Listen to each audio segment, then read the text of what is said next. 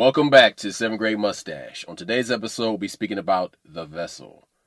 The human body is a fascinating creation. It is something that is generally underutilized due to our perception of reality.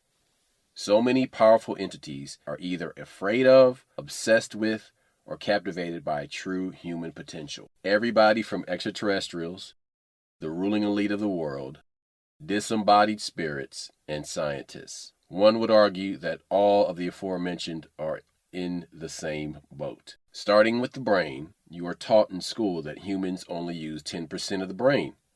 That's why I said indoctrination. We literally, they start hitting you at second, third grade with that kind of shit. Like, oh no, you.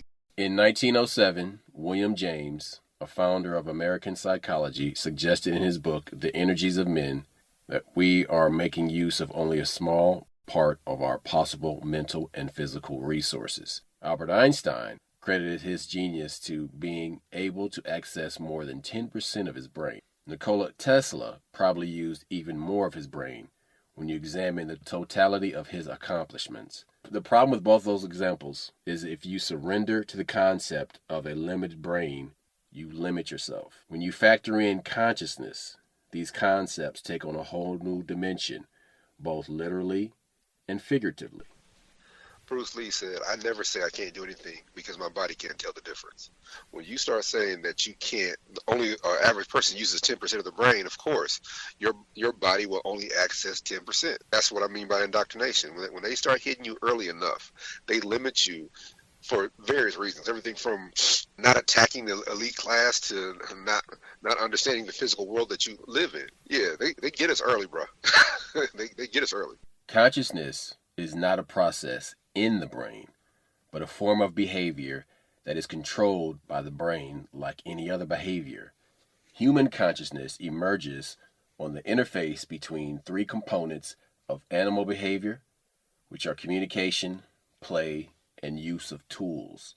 Dynamic patterns of brain activity at rest distinguish conscious and unconscious states. The collective consciousness refers to beliefs and sentiments common to average members of society, forming a determinate system that has its own life. Modern humans go through their process of individuation, moving out of collective unconscious into mature selves. They establish a persona, which can be understood simply as the small portion of the collective psyche which they embody, perform, and identify with. The collective unconscious comprises in itself the psychic life of our ancestors, right back to the earliest beginnings.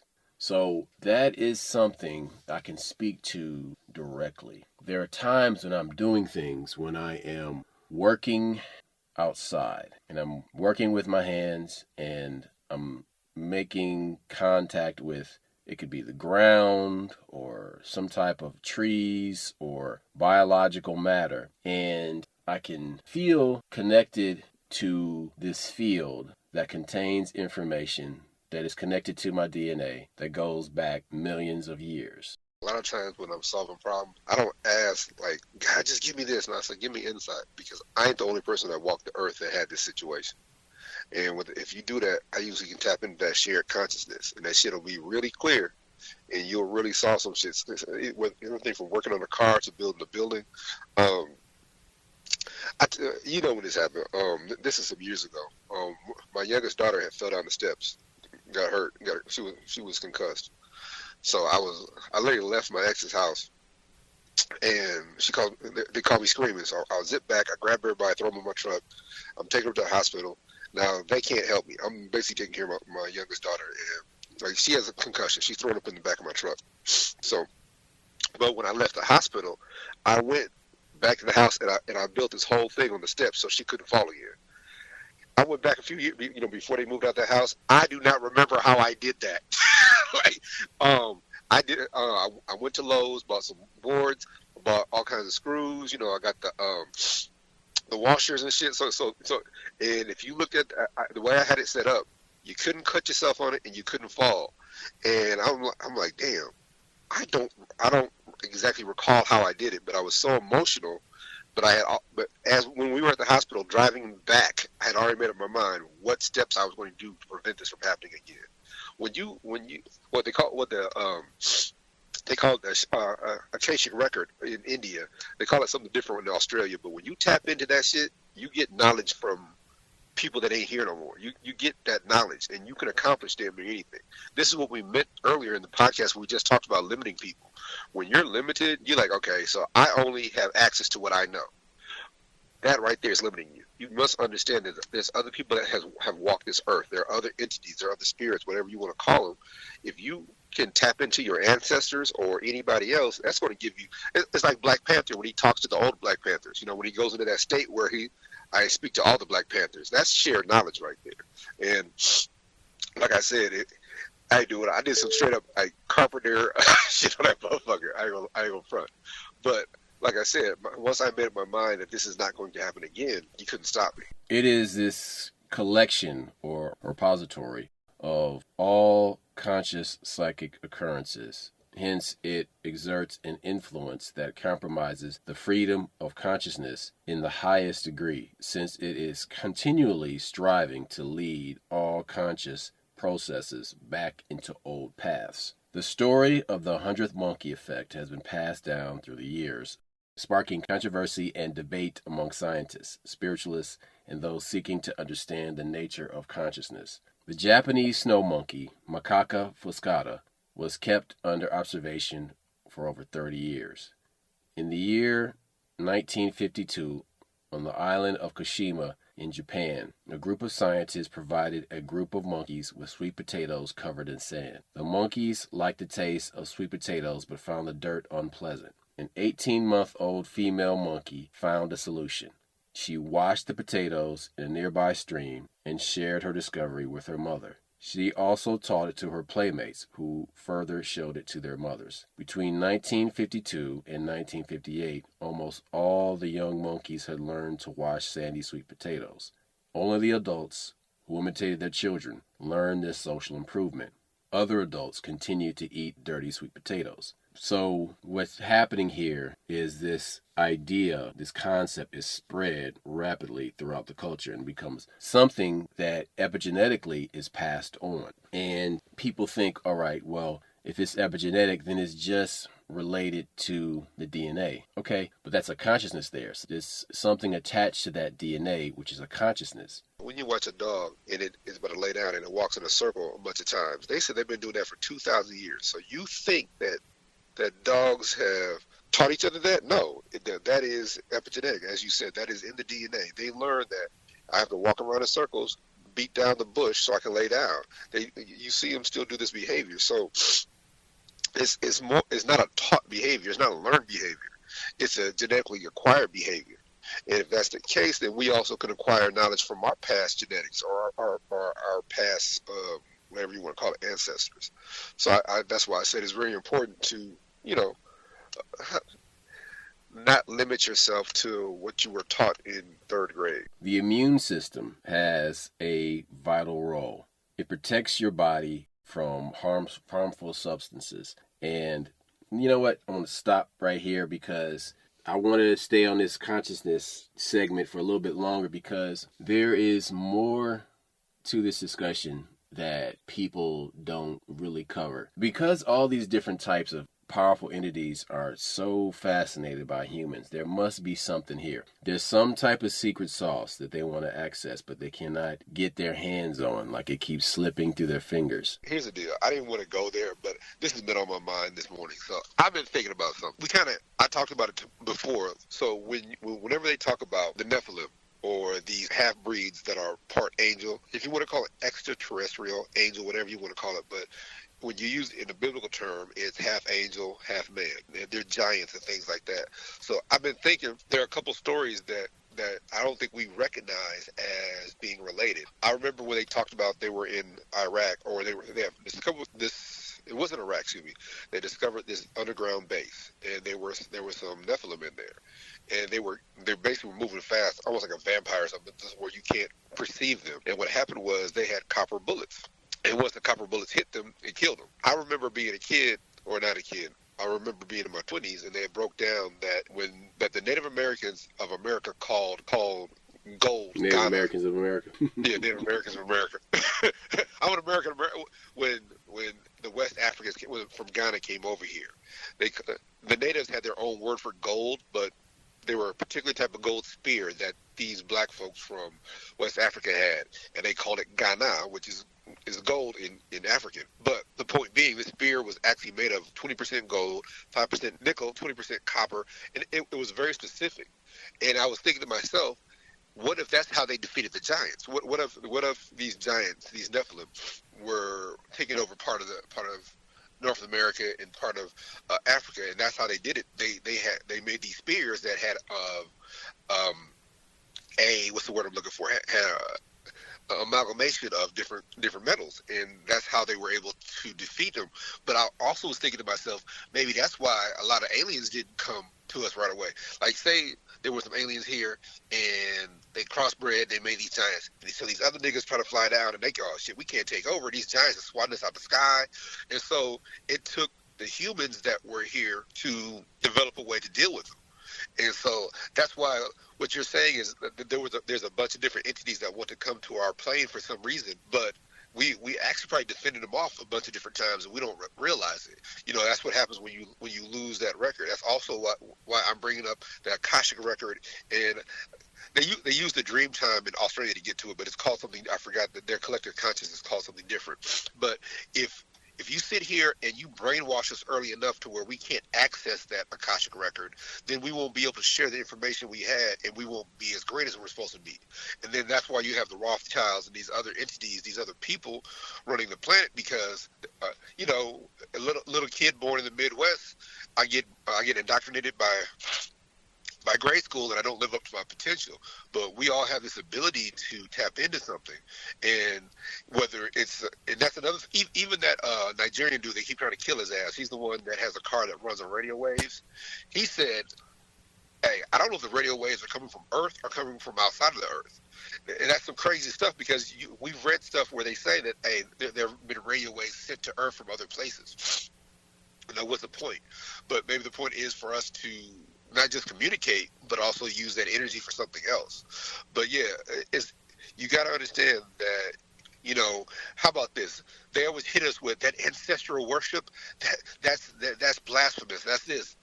Ancestor worship is normal in many cultures. So it's not just worship, it's communication with your ancestors, because they share with you. They share things with you. And so that's what I'm trying to tell you guys, or our listeners, that I feel, or I see that it's necessary for us to have our shared experiences, because then you understand what's going on. Then you can use that to get through it, whatever the obstacle is. The example my brother used yesterday was the third season of Transformers, when Optimus Prime comes back, and they were fighting this virus that was all fucked up, and it made people evil. But the cure to the virus was knowledge. And so that means that all the knowledge of all the leaders in the Matrix had to be shared to you know, yeah, I fought this shit, you know, 16 generations ago. This is how we defeated it. That's what we're talking about here. That shared knowledge makes us a much, much stronger people. We've been brainwashed so early on in our development that we don't realize that communicating with our ancestors or communicating with other people from our line is how we get things done and get things solved. And we're convinced that that's some kind of witchcraft or some kind of voodoo or some shit, when truth be told, that's how we're always supposed to be. We shouldn't, when you're born, you shouldn't start over. You shouldn't just come from nothing. You should be able to share some information from your ancestors. And that's why you have parents that raise you, because they're giving you their wisdom. Like, hey, don't touch that, that's hot. You know, that kind of thing. And if we share that information, and we take that information from our parents, or we take that information from our ancestors, we're not starting from zero. We're not fighting that battle. But we've been convinced that you only use 10% of your brain. So, well, what if the other 80 or 90% my family has, or my ancestors, or so? Jesus? But I think reducing that experience into a creature that just eats and shits and reproduces and consumes makes you an animal. You're not human anymore. It's a gaslight to control you. Oh, 100%. I got you. Because when you reduce a person to that, I'm just guy just walking around, I'm doing this, I'm doing that. If you reduce everybody to Gomer Pyle, it's easy to control those motherfuckers. Okay, whenever you watch white folks TV shows, they always like, the human being is the most sophisticated primate. I'm not a primate, nigga. Lay off that shit. You know? Right. I don't come from no fucking monkeys. I don't fuck Yeah, monkeys. nigga. Yeah. So, but you understand what I'm saying? That when you watch that shit and you learn from them people, then you'll fuck around and be reduced to a primate. I am not a It makes primate. me think of that fucking Dave Chappelle joke. You know what I'm saying about, hey buddy, you want a banana? Like motherfucker that motherfucker see your dick, he gonna try to peel it. Yeah. Look, but that, like I said, this is what's getting us. I get it. This is not where this podcast was going, but this is where I took it because I think that we've learned from things in our past. I think that when you see pyramids, I think when you see these obelisks, I think when you see those, that if you tap into your ancestors, you would understand how to do those. And like I Okay, said, but let me ask you a question. When you see a pyramid, what does that trigger in your mind? What does that make you think of? Just on a subconscious level, because now it's an archetype. hold it. I don't know. Like when I think of pyramids, don't laugh. I think of power sources. I remember. This sounds so dumb. So there was a hockey coach that before they won, he put a bunch of pyramids in the damn locker room, like literally, and he said, "Yeah, this channels energy," and that's what I think. I think of a pyramid as a giant antenna for energy and knowledge. And that's what I see. That's what I think. I've seen too many times where people build pyramid structures, even out of wood, and they sit under them and they gain knowledge. So that's what I think of. I know that sounds corny. I'm sure that's not where you meant to go, but that's what I think of. Okay, this pyramid draws some shit in, and if you use this shape correctly, you can benefit from it. That's what I'd be thinking, cuz. Just when okay, some people, and I guess it depends on if you are well. There's that, but like if you have been gaslit into stepping your energy down, then you see that as a control structure or like a power. See, because here's the thing: how many people that are power oriented or obsessed always use pyramids as a method of control? I see brothers doing it. And they're like, this is the pyramid and I'm at the top of the pyramid. I'm like, Oh yeah. Oh god. Yeah. Okay. That's like the most base level of the shit. I dig what you're saying. What you're but saying see, is, that to me is masonry.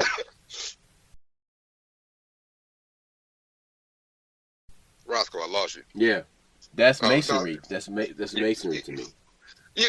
Okay. Okay. So like literally, they call it like everything from a food chart to, so you got God here, then Yeah. you have the man, then you have the woman, then you have the child. Yeah, that shit right there. See, You know? that's what I'm saying is that, okay, we have these secrets.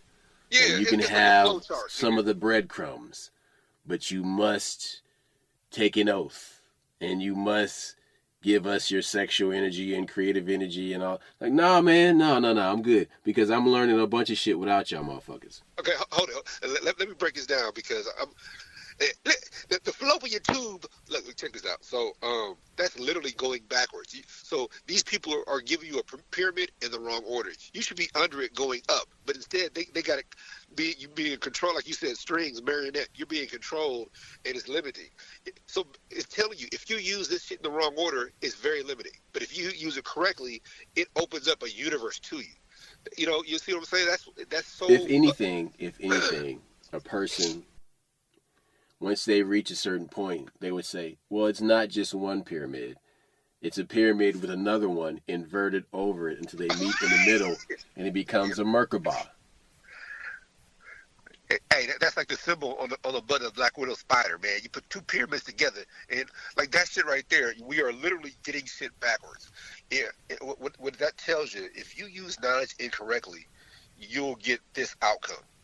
I remember when you hit me with that book, The Urantia, and that was some heavy shit, dude. You were talking like so Lucifer. What Christ gave you was something that what God, whoever you what God gave you is supposed to be done outside you with others. But if you do it inside you, you create what Lucifer created, and that shit was some deep shit, my nigga. You understand what I'm saying? Oh, yeah, of course you understand. What I'm saying is, when you use things incorrectly, they're limiting. Yeah, they might elevate one person, but it doesn't elevate the culture, the world, and everything else. This stuff was designed for multiple What blew my mind about that book is that it is a almanac for spirituality. the Yep. galaxy and Yeah. beyond. It's a almanac for the makeup of our multiple layered reality. That's and the point we're making is that so much of the shit that even the stuff you learn in church, like we don't realize that. Okay, they're giving us the tools to be great, but we don't use it correctly. All we think, oh, this is folklore, or this is just talking. Like, nah, nigga, they're using limited language. If they used other language, that this would be so much easier for you to digest, and then after you digest it, then you use it, you would use it correctly. Well, we're not using this shit correctly. Most of this shit is spoon fed to us in a way that, okay, man, it was only two people, Adam and Eve. That's it. Shit. All Two dudes, right? Two dudes. two dudes, two dudes. It doesn't, like I said, it doesn't make sense. And as you read the Bible, it tells you, well, the son of one of their sons found a wife someplace else. Well, then there's other people.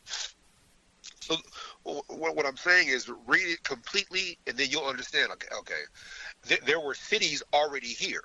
Those cities were here from the evil motherfuckers that the floods allegedly killed. So, and they had knowledge from the angels that weren't supposed to be shared. The angels, aliens, whatever you want to call them, that knowledge was there. That information was on the walls. That sounds like hieroglyphics, my nigga. But that's another conversation. Look. So here's the deal, though. Consciousness is something that is new to physics and neuroscience. It's new for these people. It's maybe 50 to 60 years they've been studying this stuff, but it's really still don't understand. And so my thing is that, okay, cool. You've got the brain itself, mapped out, so you think that's cool. But I can't take your word for something you really don't fucking know about. Because you don't understand. It's like somebody like Gil Bates trying to tell me about certain things that he did not go to school for, and stuff that he didn't even make billions of dollars doing. He made his money off computers and software. So I'm like, okay, dude. So how are you going to tell me about these other things that are not related to what you do? So that's why when in these neuroscientists want to tell me about consciousness, I'm like, homie, you can't tell me about the shit that's in your own head. You know what I'm saying? And when you was 15, and we didn't notice, we didn't understand the rules to the game. Like, there's a little dick motherfucker telling you about a bitch. Oh man, she ain't shit. Her pussy's garbage. And then you fuck the bitch, and your dick is bigger than his. They're like, that pussy was not garbage, nigga. Like, nigga, you ain't feeling the same thing I'm feeling, so you can't give me advice on how this shit's supposed to work. And that's the same way with life. Motherfuckers are giving you advice on shit that they really don't even know about. But because they were authorities in another subject, such as Mr. Bill Gates. And even then, we didn't realize how shitty him and the other one that died, Apple dude. We didn't realize how they put us in a box. They gaslit us into some shit. But now he's buying up water right, he's buying farmland, but what he's really doing is buying water right. But that's another conversation. The immune system has a vital role. It protects your body from harmful substances, germs, and cell changes that could make you ill. It is made up of various organs, cells, and proteins. Henrietta Lacks, born Loretta Pleasant, August 1st, 1920. She passed on October the 4th, 1951. She was an African-American woman whose cancer cells were cloned and used for cancer research. She is the source of the HeLa, H-E-L-A, as in first two letters of her first name and the first two letters of her last name, HeLa cell line. A poor tobacco farmer from Southern Virginia, she got married and moved with her husband to Turner Station, a historically black community outside Baltimore. Maryland, yeah, I remember that. Yep. They were raising 5 children when doctors discovered a tumor in Henrietta's cervix and saved a sample of her cancer cells collected during the biopsy. She died at age 31 in the colored ward of Johns Hopkins Hospital. She was buried in an unmarked grave. That's a damn shame. Henrietta died of cervical cancer and unknowingly changed the world and the future of medicine. Tissue taken from the black woman's tumor before she died of cervical cancer became one of the first human cells to continuously grow and reproduce in lab dishes. Immortal. Yep. Immortal. That's right. That's why her book is called The Immortal Henrietta Lacks, because her cells are still growing to this day, and they're used in all kinds of medicine. They went on to become the cornerstone of medicine, enabling countless scientific and medical innovations, including the development of genetic mapping. Okay, hold it. Here's the biggest thing that no one complains about, so I'm going to complain. This is for black folks. So you mean to tell me when I went to the doctor that you were experimenting on me? Nobody complains about that. They took her cells and did stuff with her cells without her knowledge, without her permission, and to this day, her family is still broke. They were asking for a nickel from each time her shit was used. That's all they're asking for. Her family is still poor, but they're still using their mothers, their grandmothers, their great-grandmothers' tissue. But so you mean to tell me when you go to the doctor, they do a blood sample, they take some of that blood sample and do something else with it without your permission. This is where I am right now. So you literally took my mother's cells while she's dying and you're still using them? That's fucked up.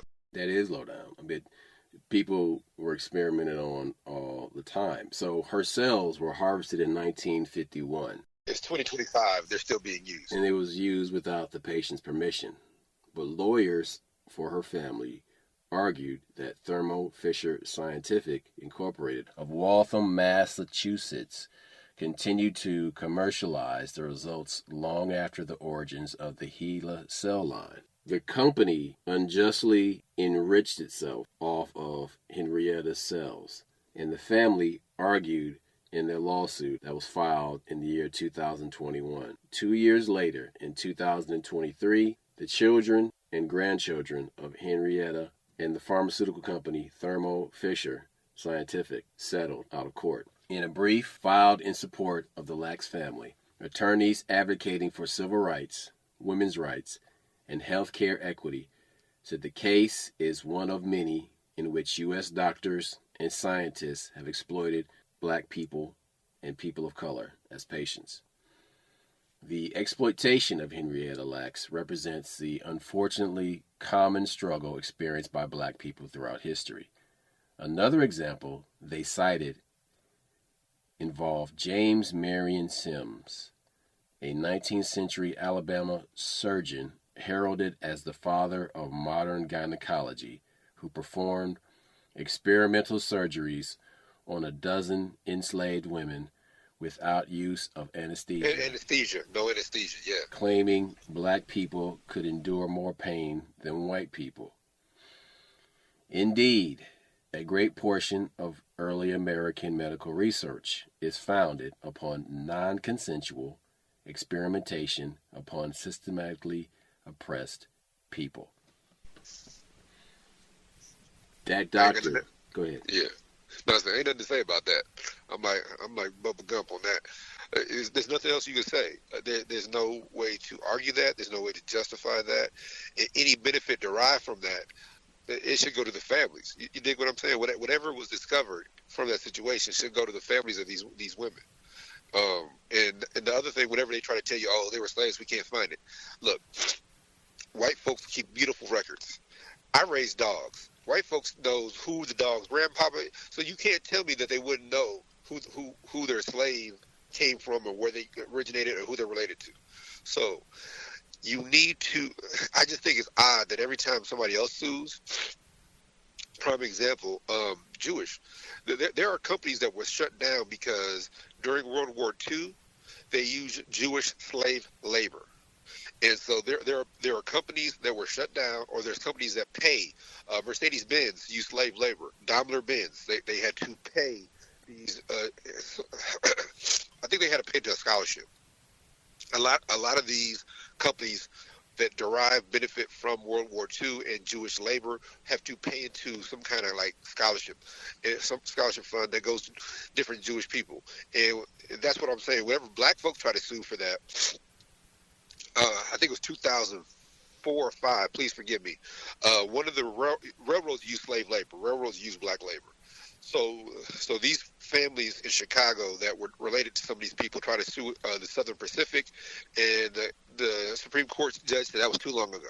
So that's my example. When we try to get justice, they tell us we can't find the records, it's too long, yada yada yada. When these other people try to find the records, now mind you, you got to understand there's a lot of Jewish lawyers, a lot of Jewish judges, a lot of they have part of that system.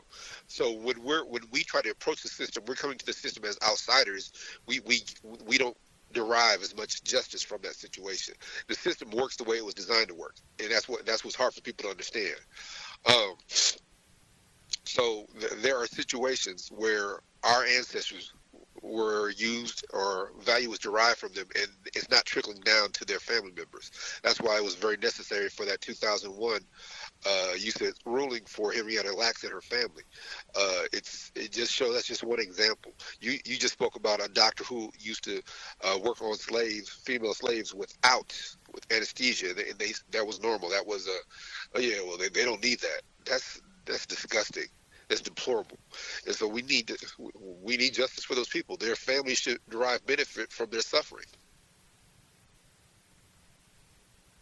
The human body and its ability to repair itself is actually something that is quite remarkable. The stomach lining undergoes a continuous process of repair and regeneration to maintain its function and integrity, but the complete turnover of the entire stomach lining takes several weeks. Babies, their skin cell renewal takes around 14 days. Teenagers, it's 28 days. And people that are in their 30s and 40s and 50s and 60s, it can take between 28 to 42 days. Your body's constantly regenerating. That's why fasting is so important. Fasting is one of those things that researchers understand, but from the outside and not really on a deep cellular level. That's because if people understood how to use fasting correctly, we would eliminate a lot of medical, what's the word I'm looking for? A lot of medical usage. How's that sound?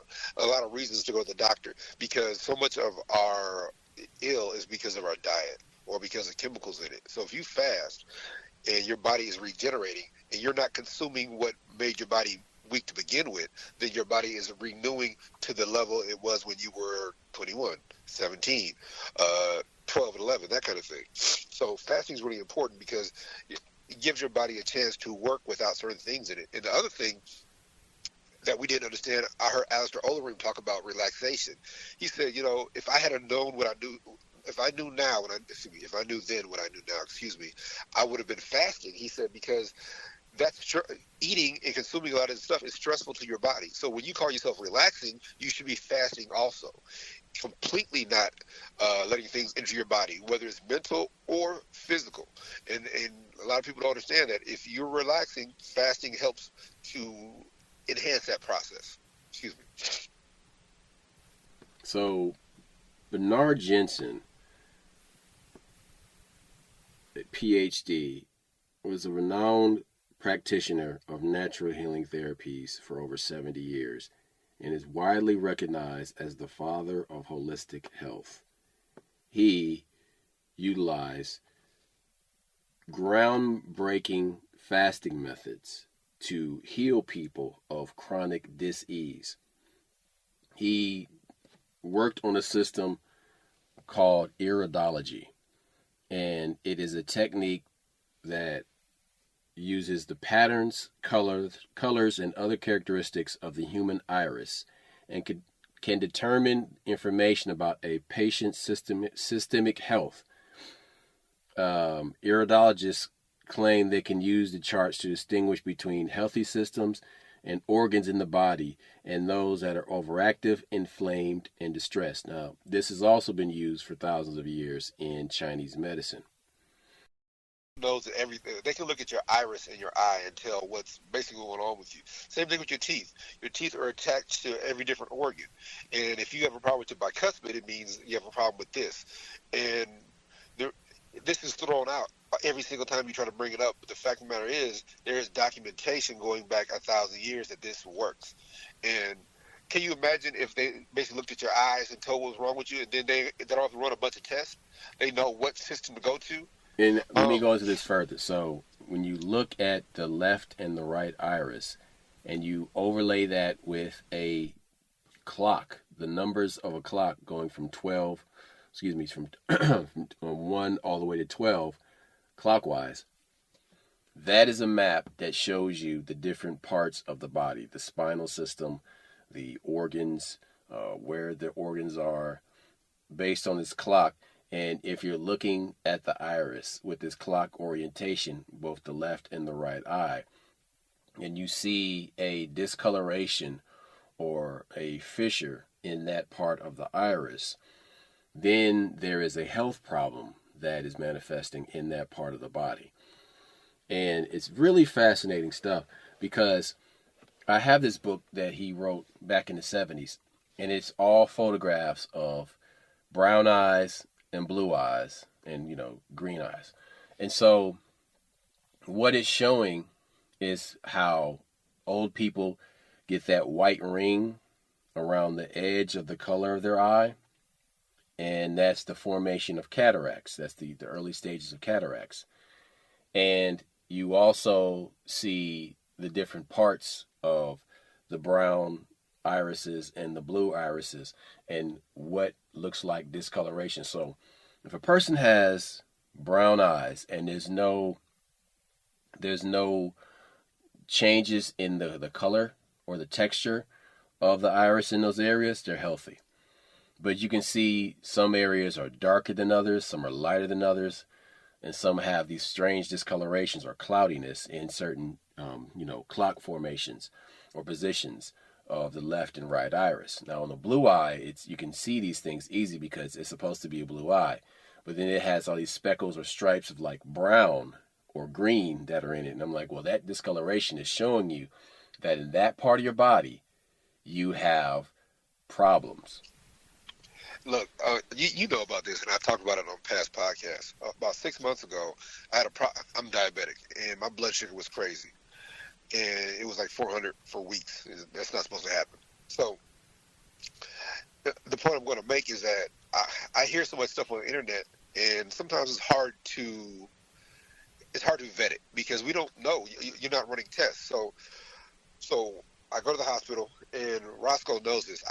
I bought a bunch of special water. It's all this alkaline water. I've been drinking it for 2 weeks. I get there with a high blood sugar, and this doctor, he's a young dude. He runs my blood, acetone level, and he's like, "Oh," he said, "your blood is not acidic at all. It's basic." I just knew it was going to be. His exact words. I knew you were going to be acidic. So that teaches me two things. One, I saw a bunch of videos from this Asian dude saying if you drink alkaline water, it does not affect your body physically. Wrong. Clearly, me consuming a bunch of alkaline water kept my body alkaline, which kept me basic. Two, they run the right test on us. They just don't give us the right answers to how to solve the problems. You dig what I'm saying? Like literally, he ran a test knowing that, hey, let me see how acidic this guy is, then I'll know. And then once they run the test, they give you the wrong information though. How they want to go about fixing it is incorrect. So you see a lot of people tell you, hey, go get this genetic test, go get this genetic test. That tells us that we have the right test to assess what the problem is, to diagnose the problem. We don't have the right answers how to fix it. Because they're going to give you their knowledge. And their knowledge usually, boys, breaking it down. I got to be careful what we talk about because I don't want to get medical misinformation, so I won't go certain directions. But there's certain tests for cancers that cause you to have worse cancer. You do realize that, right? So you got to be careful about what you do to your body because okay, I've been diagnosed. Why do I need to do this other test? You see the bump? Let's assess that instead of let's not stick a hole in it and metastasize it and make it worse. So I'm telling you, they have the right information. They have the right diagnostic system. They don't have the right answers for how to cure you. And all they're trying to do is treat you. Remember, treating and curing ain't the same thing. They talk about certain medical companies been around 147 years. They ain't cured anything. So how do you stay in business for 147 years and not cure anything? You treat it. All you do is make it hang around and linger, and you and then you give somebody new side effects to make you buy a new medicine. That's what their goal is. Their goal is a business model, not a healthy human being model. And this goes back to our original statements that, excuse me, that they have us so brainwashed that we don't know how to fix ourselves or how to use information correctly, and how to cure our families. And by doing that, in fact, if an old woman in your family tells you, "Hey, just wrap your foot in tobacco and do this, this, and this, that'll cure you," you ain't gonna believe her because she ain't a doctor. What the fuck? She's been doing this a lot longer than you. Those old remedies work, and we're convinced that they don't work, and we're convinced that a pill is more valid than God itself. We're convinced that that a pill is more important than nutrition. That's how we got fucked up in the first place. So yeah, we've been brainwashed, my nigga, for real. So aside from iridology, Bernard Jensen also utilized bowel care, hydrotherapy, fasting, reflexology, polarity, glandular balancing, homeopathy, herbology, acupuncture, and craniopathy. Jensen's primary use of nutrition work covered all aspects of nutritional healing. He had several different books that he wrote on many of the things that he had experience and expertise in, and one book was Dr. Jensen's Juicing Therapy, Nature's Way to Better Health and Longer Life. It encapsulates a lifetime of his experiences using juicing as healing therapy. And he's quoted as saying, "I don't remember when it first dawned on me that a fresh, delightful glass of juice with breakfast was much more than just a nice way to start the day. But by the time I began to operate my first live-in health ranch, I knew that juices, both fruit and vegetable, were good for therapy. They could even save lives." Jensen discovered that his sickest patients were unable to tolerate anything other than liquids. He would feed them broth, carrot juice, herbal teas, and fresh goat's milk, and then watch his patients gain strength. And when they were able to tolerate solids, he continued to implement juices as part of their therapy. In his book, Jensen makes the point that foods don't cure. They simply provide the resources for the body to heal itself. He states that the vitamins and minerals supplied through juices are key to effecting a cleansing and regenerating process. A truly balanced diet is always half cleansing, by removing undesirable toxins and catarrh, which makes phlegm, from the tissues, and half building in repairing and restoring tissues and their integrity.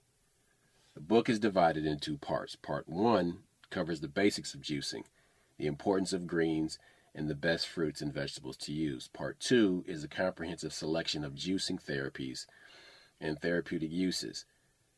Through treating his patients using a juicing regimen, Jensen was able to prove that juices provide the fastest means of getting quality vitamins, minerals, and enzymes into the body. So I can attest to the benefits of juicing.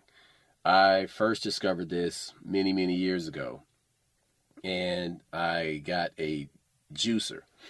And there's two types of juicers. There's a mastication and a centrifugal. And the centrifugal one is the one that spins around really fast, and it has open at the top, and you push the vegetables down or the fruit down into it, into the blades, and it slices them up, and it makes this juice.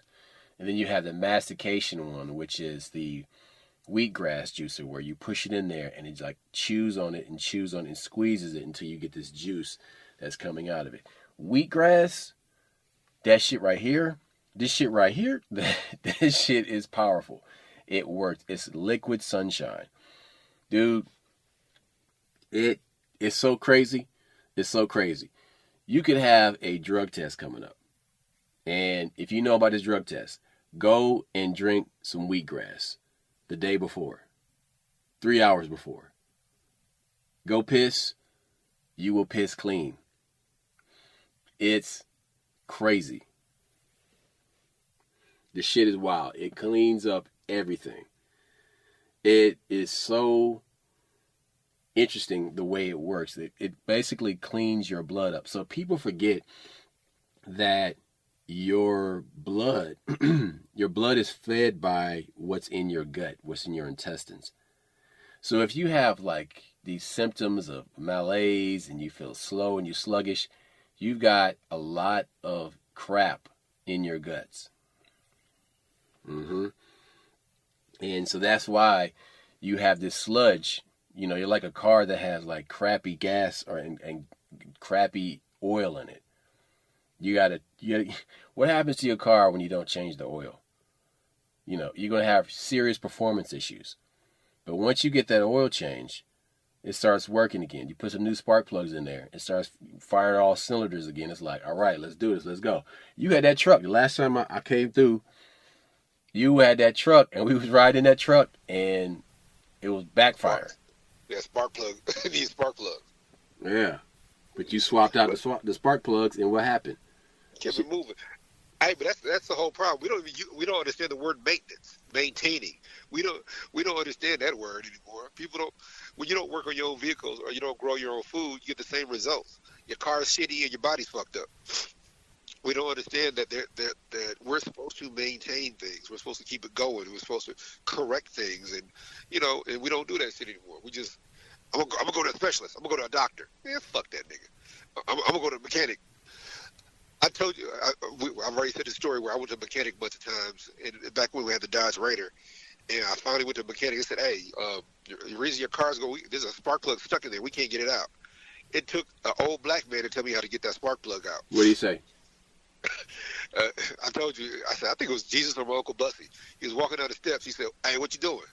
I was at my apartment in college. He said, I can't get the spark plug out. He's like, you need some penetrating oil. I'm like, what? He said, you need some penetrating oil. I'm like, what the fuck is that? He said, you spray that in there, you let it sit overnight. Tomorrow morning, the spark plug come right out. Like, yeah, right, nigga. Like, I just went to like 2 different mechanics. They supposed to know this shit. So I go to AutoZone or Advanced Auto, I think it was. I said, hey, you got something called penetrating oil? I didn't say it like him because I'm like, I never heard of penetrating. He said, yeah, we got penetrating oil right here. It was PB Blast. It was something else. He said, you pick one of these. I said, yeah, I got a stuck spark plug. He said, yeah. He said, you spray this on the spark plug, let it sit overnight. The spark plug will come out. Yeah, right. So I sprayed. It's just like Drano. It's better. It eats the rust away. Was what it does. And so you put it in there. It eats all the enzyme in there digests rust. It literally eats the rust. So it eats the rust away, and that spark plug comes right out. I put a new spark plug in. That car was brand fucking new. But this is what I mean by maintaining is that we don't know who is the authority anymore. We're so confused about titles. You got to have PhD, MD, and all these other D's in front of your name. You're like, okay, that guy's a genius. No, that nigga went to school for 8 years. That's what that means. And so, same thing with these mechanics. A lot of these young mechanics go to school and they encounter a problem. They don't know how to fix it. And I'm like, what the hell? You're a mechanic. But this old motherfucker coming down them steps with that bucket hat on and them fucking khaki pants was like, yeah, you need some penetrating oil. Like, and that's what I mean. It's the same thing with your body. We go to somebody. I got a friend. She had a problem. Her son had nosebleeds. And so I'm like, why don't you just get him a humidifier? She said, yeah. So she goes to the doctor, and she wanted that doctor to basically reassure her, say what she wanted to hear. You know what that doctor did? Gave him 2 pills for his nosebleeds. I said, why don't you just buy a humidifier? So she said, I did, Ren. I ran and got a humidifier. So she runs to get a humidifier. Her son doesn't have black noses anymore. When we were kids, and it's wintertime, they told you the air is dry, so you need to put a humidifier in the room. That will stop the nosebleeds. But the thing is, we want these authorities to reassure us. We want these authorities to say the things that we want to hear. And instead, he's like, he gave the kid medicine. The kid didn't need medicine. The kid needed moisture in the air. Once it was moist, his body no longer wasn't dry, and he didn't have nosebleeds. When we go to the doctor, that doctor ain't always there to reassure you. That doctor ain't there to say what you want to hear. That doctor's there to sell you a product. That nigga is a drug dealer. And until you understand what a drug dealer looks like, see, I know what a drug dealer looks like. He wears Nikes and gold chains and a running suit.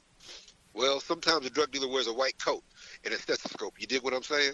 And until you recognize what that person is, then you'll understand their motivation. His motivation ain't to cure you.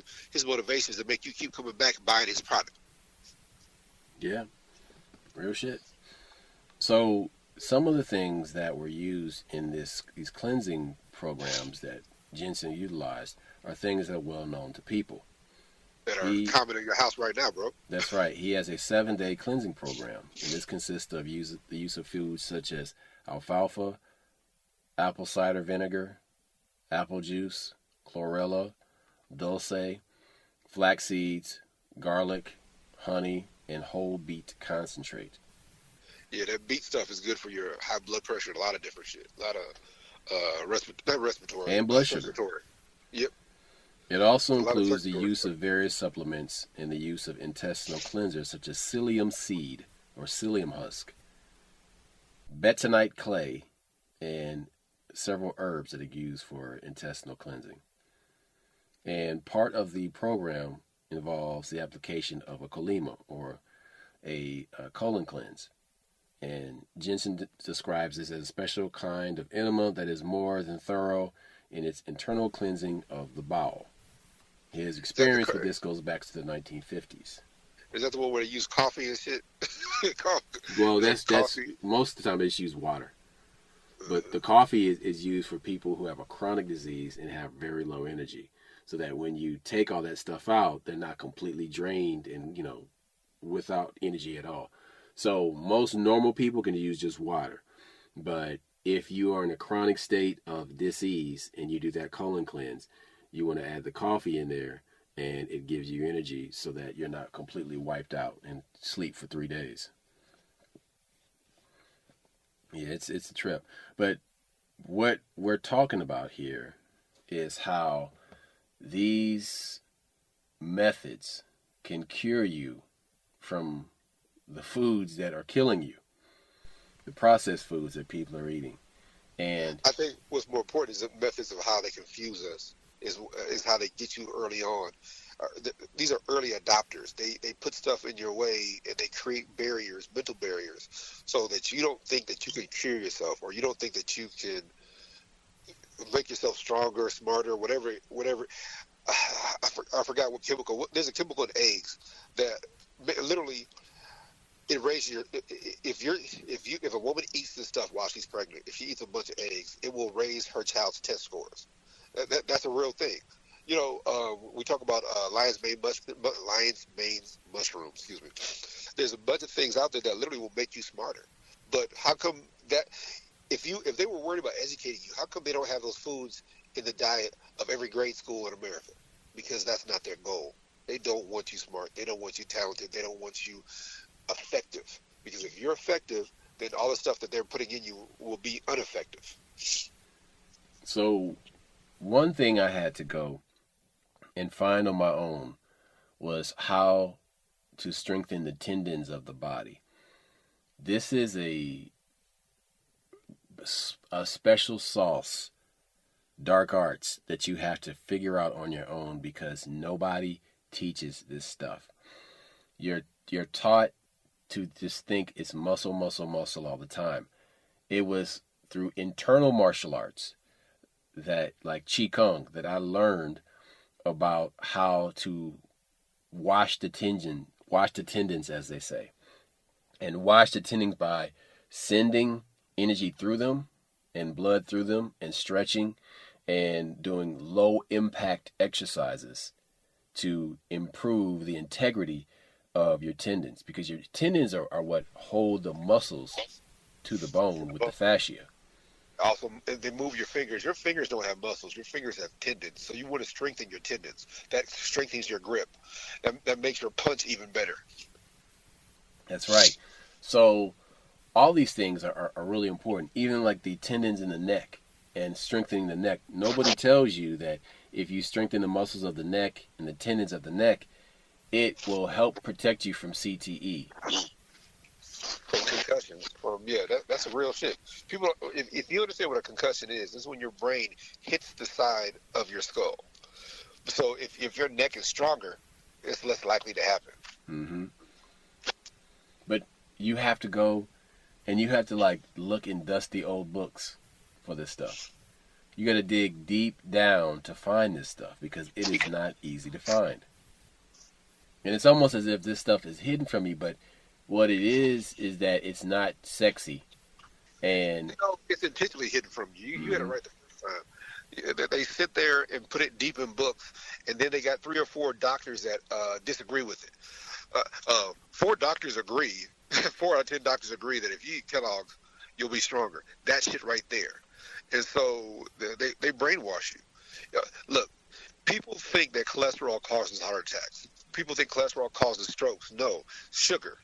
The sugar industry realized what it was doing to people, and so they bribed a bunch of doctors to say a bunch of bullshit. Well, actually, there's one study they based it on, and so they're telling you that that cholesterol, good and bad cholesterol, causes this. No, cholesterol, like I tell you, feeds the brain. The brain is made of myelin. Myelin is 85% cholesterol. You start taking those statins and all that other bullshit, it will literally starve your brain, and you're giving yourself Alzheimer's. So that's why it's important what you eat. Look, when we were kids, McDonald's fries were delicious. They were made with beef tallow. That's what the fuck you want. But we're told that beef tallow and pork and all this other stuff is bad for you. Dude, Well, there was a candy called Mamba back in the day. I wasn't a fan of it, but it was made with beef tallow. that's crazy. I know what candy. I never cared for it either, my nigga, because that sounds disgusting. It was just bland. It was just bland. Yeah, it was supposed to be flavorful. It had no flavor to me. It was like, this is bullshit. Yeah. This is just like bubble gum without the bubble. This is bullshit. Look, what we're saying is the old ways work. It was like somebody took a marshmallow and tried to make it into bubble gum. I hate marshmallows. I like s'mores though. S'mores is bomb, nigga. But marshmallows by themselves, that's nasty. Sorry, my nigga. I'm very texture oriented, and that's a terrible texture. It's very dry on the tongue. Look, like I said, it's like eating a bundle of chewy sand. But come on, man. But what I was saying though about internal martial arts and qigong and the cleansing of the tendons, the washing of the tendons, it's great for maintaining health. It increases longevity. There's thousands of years of qigong experience and experimentation that built up solid proof that this ancient medical and spiritual knowledge can help people long term. It's excellent stuff. Like, it just builds you up and it makes you stronger. But again, you're not taught this stuff early, but you slowly see it adjacent to everything else you're doing if you're training in martial arts. If you're practicing hard styles, you don't see it. If you're training in jiu-jitsu and you're training in, all this meathead stuff, you don't see it. Like Shotokan, you don't see it. But then if you start like training in some of the soft styles of like Kung Fu, it starts to become apparent. You see diagrams. And like Chinese martial arts is more about flow. So their martial arts has that. Well, it's mimicking nature. Yeah, but then when you look at Japanese martial arts, hard style, soft style, they're more of a blunt object. So if you're looking at the Chinese styles, you'll encounter things. Tai Chi will help you with your tendons, that kind of stuff. And you think that it doesn't work. It works. It works. It takes time. Remember Eddie, the running back for Tennessee. I can't think Eddie George. Eddie George, yeah. He was big into Tai Chi. He had been doing it for years. That motherfucker had power. So Tai Chi will develop power, but in this instance, what Ross was telling you about is about your tendons. It's about strengthening your tendons over time. Excuse me. That's why he didn't have a bunch of sprained ankles. He didn't pull his groin every 5 minutes. You know what I'm saying? Because of the Tai Chi training. Because he was in touch with his own body. He knew how to move his body, and he knew how to move the energy in his body. And that's really what sickness is stuck energy. And when you get energy stuck in your head, it becomes a headache. When you get long, chronic energy stuck in a part of the body, it becomes malignant tumors. And it's cancer. So you always want to be washing the body with the energy of your vitality and moving it around. And before you can even get to that, it's helpful to go for walks, because by walking, your heart pumps more than normal at a higher rate. You perspirate a little bit, and the blood flows. And in Qigong, they say, Qi goes where the blood flows. The other thing is that with these Chinese martial arts, they do a lot of lymph node, like that slapping of the armpit, slapping of That's the right. back. That's right. That's to move your lymph nodes. That You got to and there's remember, like, also stuck energy and like toxins that are there. toxins. Okay, Dick Gregory, he said your heart, your circulatory system has a pump. He said your lymph node system doesn't. So the pump is for you to move. Your movement is the pump that gets your lymph nodes in that movement. So if you ain't moving, you create disease. And he broke that shit down. I'm like, this motherfucker genius. That nigga said it. But this is what we're trying to tell you is that you can fix yourself. But if you're taught not to fix yourself and you're taught that somebody else is an authority, you really subscribe to that bullshit. Hey, stop giving your power away. Hey, one of the things that I saw recently about this was RFK was talking in front of that black Congress lady. He's telling her, he said, hey, black folks have different, but black folks should be on a And different. she's getting offended by it, and I'm like, Yeah, yo, dumbass. Hold it, you know what? Like you want to be like everybody else so much you don't realize that there's certain advantages that you have. Yeah, he's breaking shit down that you should not be on the same schedule as this, because to say that is now considered racist. But he's telling the truth, and she's like, it's not what I want to hear, and I'm educated, and I got a master's degree. See, that chick has a master's degree. I can tell, because them bitches with master's degrees know everything. But this is my thing, though. I don't need to go look up what he said. I don't need to validate anything that he said. I'm walking around in a black body. I'm walking proof, nigga. I'm walking proof. So I'm like, cool, man. All right, thank you for recognizing that. What's up? Yes. You know what I'm saying? But I don't need to go and like read papers. I don't need to read papers on how I operate. This world is not about the truth. This world is about being reassured. And that's why I told you happened when old girl went to the doctor. She thought the doctor was going to tell her, hey, you need to get a humidifier for your son. Instead, this is not about the truth. It's about what I can do to get money out of you. It's about what I can do to get sympathy out of you. This world right now, look, we like the word racism so much, but I'm like, that's not racism. That's prejudice. What's the difference? The fact that you don't know is your problem, not mine. So we slap that word racism on every damn thing. It ain't the same. You know what I'm saying? It's subtle differences.